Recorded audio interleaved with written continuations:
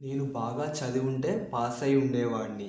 నేను ఎగ్జామినేషన్ హాల్‌కి టైంకి చేరుకొని ఉంటే నేను ఎగ్జామ్‌ని అటెంప్ట్ చేసేవాడిని. నేను లాస్ట్ ఇయర్ ఎగ్జామ్స్ పాస్ అయి ఉంటే ఈ ఇయర్ ఎగ్జామ్స్ రాసి ఉండేవాడిని కాదు. ఇలా మనం మన గతాన్ని వేరేలాగా జరిగుంటే బాగుండు అంటే మన గతం వేరేలా ఉంటే ఎలా ఉంటుంది అని ఊహించి చెప్పడానికి మనం ఇంగ్లీష్‌లో టైప్ 3 కండిషనల్స్‌ని యూజ్ చేసి మనం చెప్తాం. ఇది ఇఫ్ అనే ఒక కంజంక్షన్‌ని యూజ్ చేసి చెప్తాం.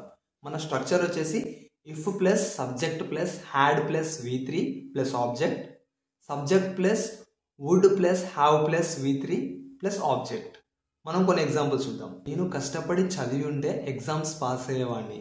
If I had studied hard I would have passed the exams. నేను టైంకి ఎగ్జామినేషన్ హాల్ రీచ్ అయి ఉంటే నేను ఎగ్జామ్ రాసేవాడిని.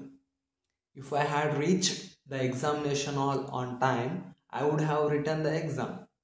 నేను లాస్ట్ ఇయర్ ఎగ్జామ్స్ పాస్ అయి ఉంటే ఈ ఇయర్ ఎగ్జామ్స్ రాసి ఉండేవాడిని కాదు.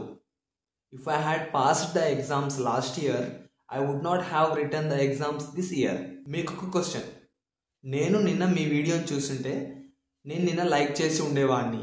సో దీన్ని మీరు కామెంట్ చేసి చెప్పండి.